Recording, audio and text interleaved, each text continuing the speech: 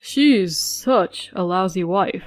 All she does is hang around the house and doesn't lift a finger. At a family gathering, Jason, my husband, who's hardly around since we tied the knot, said. His relatives would jump in with, "That sounds terrible. Some wife she is."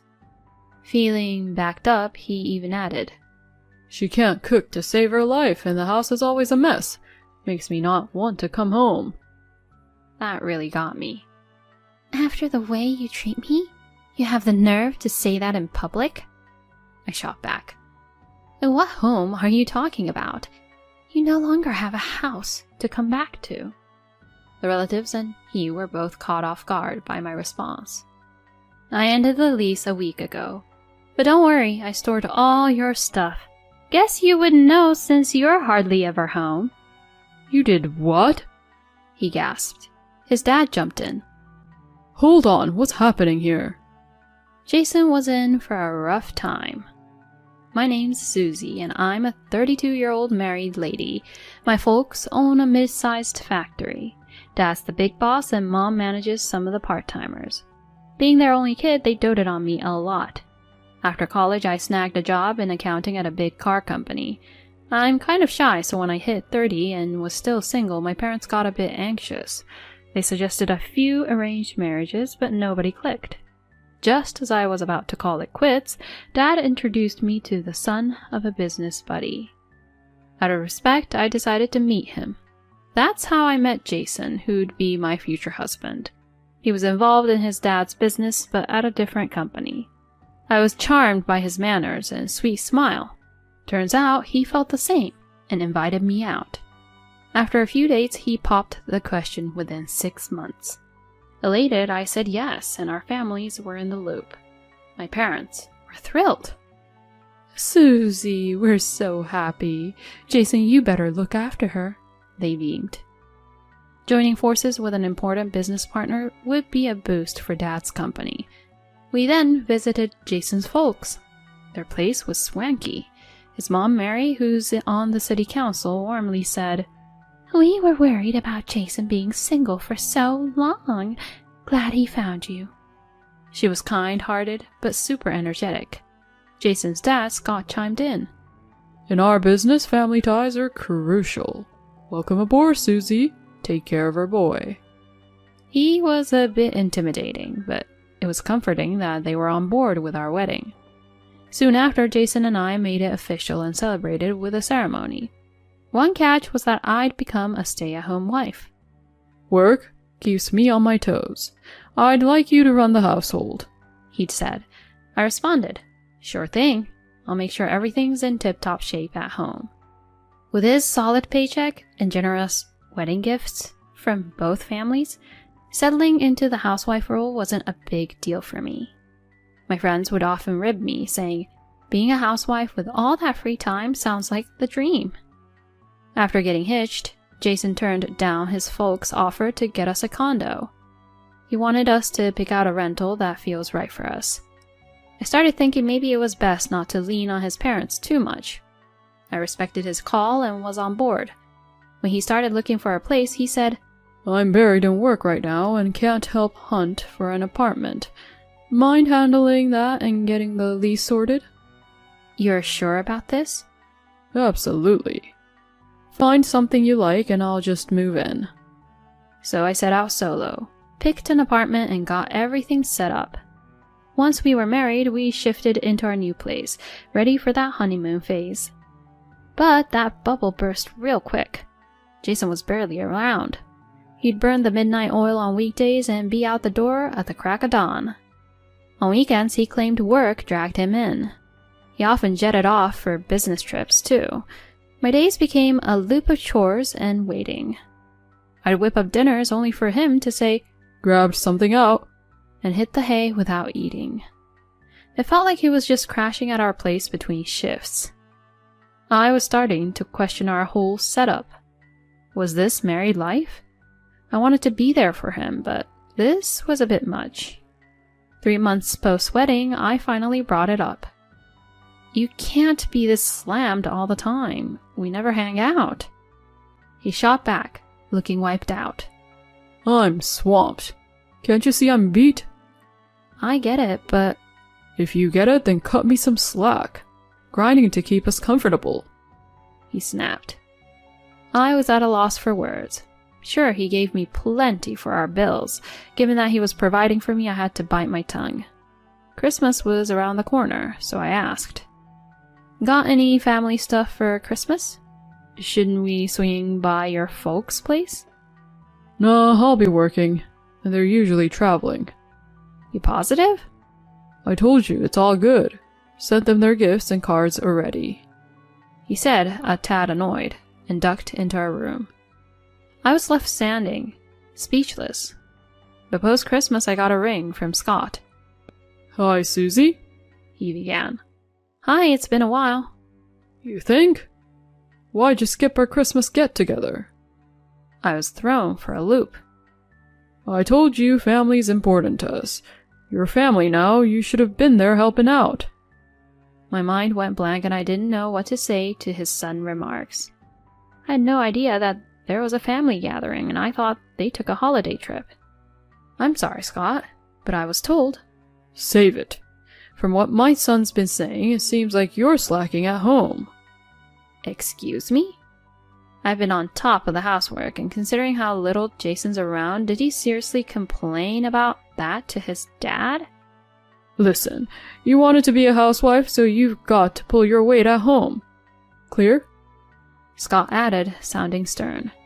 All I could muster was a quiet yes. That evening, I had to have a talk with Jason. You told me there was no Christmas gathering. Why'd I get chewed out over it? Did I? Maybe you misunderstood. No, I heard you loud and clear. I would have gone if I had known. And if there was an issue with my housekeeping, you should have come to me before running to Scott. I snapped, holding back tears. He scoffed. You probably just chill at home and now you're kicking up a fuss? What? I work hard at home when you're not around. He dryly retorted. I bet you're just burning through my money. With a cold glance, he left. After that, he became even more elusive. So elusive that he actually stopped coming back home. He was always out with just the vague work text as an excuse.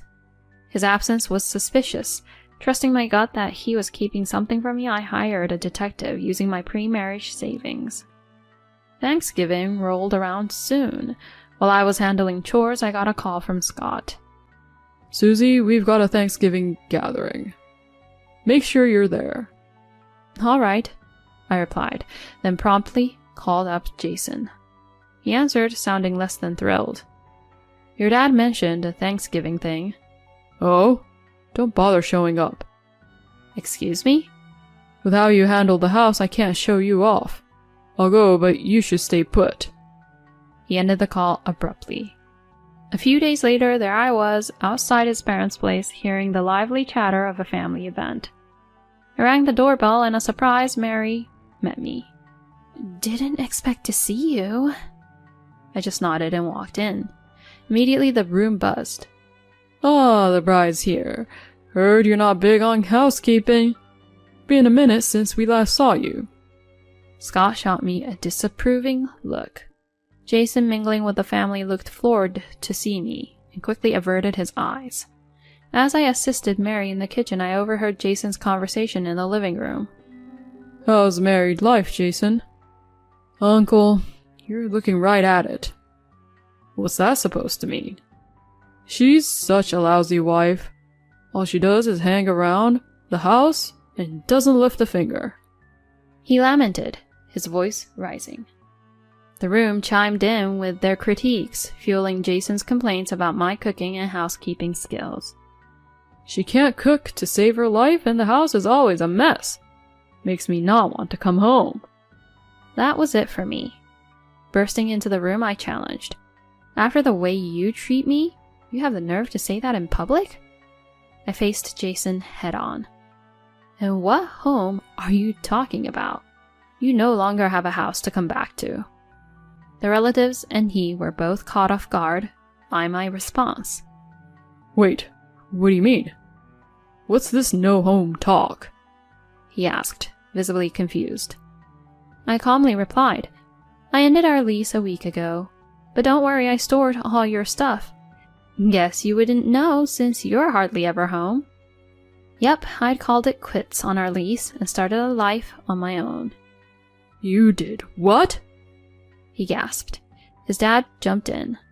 Hold on, what's happening here? Jason, still reeling, was speechless. Facing Scott, I explained. Jason's barely been home since we got hitched. He's never even had my home-cooked meals. For months, he's been MIA. Raising an eyebrow, Scott asked, What? So where's he been all this time? I responded, He's been staying with his other woman. Whispers spread among the relatives. Visibly flustered, Jason fired back. That's a lie! I've been working late. Dare to accuse me of such a thing? Scott, seemingly taking his son's side, chimed in.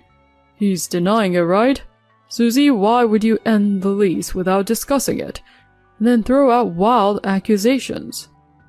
Some in the room added, She's out of line, poor guy. That's when I decided to show my hand. I pulled out an envelope and shared its contents, pictures proving his affair. There he was, with another woman, clearly more than just friends. Scott took a closer look at the evidence. Holding my ground, I told Jason. I hired a PI to get these. Care to explain? As the photos scattered, he looked like he'd seen a ghost. This isn't what you think. He started, but then Mary, joining the fray, told him. Jason, spill it. He sighed. I've been with her since before we even met. She's someone from a club. I love her. More whispers. I asked, So you never came home because you were with her? Then why even marry me? My parents would never have approved of her. Marrying you, a subcontractor's daughter, seemed the right move. Fuming, I continued. Why tarnish my name to Scott and the relatives? He's your divorce. I wanted her, not you. Just needed a plausible reason. As I was about to retort, Mary slapped him. Mom! He cried out. She yelled back. How could you do this to Susie and to our family? Scott stood. You're a disgrace to our family. You're cut off, Jason. What? What about the company? You? Take over? Don't even think about it. Say sorry to Susie. He then pleaded. Please, help me out here. I countered. No way, we're done. And I expect a big payout. Have fun with your girlfriend, you jerk. He then left sobbing with Scott and the relatives. Scott and the rest apologized profusely. He confirmed. We'll keep our business ties with your family. So I decided to let it slide. Our divorce was quick, and the alimony was generous. Scott and Mary also paid me $50,000 for the hassle. As for Jason, he was disowned, lost his job and company standing, and even got dumped by his mistress. Word is, he's now in a dingy apartment, jobless. Hearing that, I feel zero pity. It's karma. I'm back at work, financially stable thanks to the divorce, and I've got Europe in my sights. From now on, I'm living for me.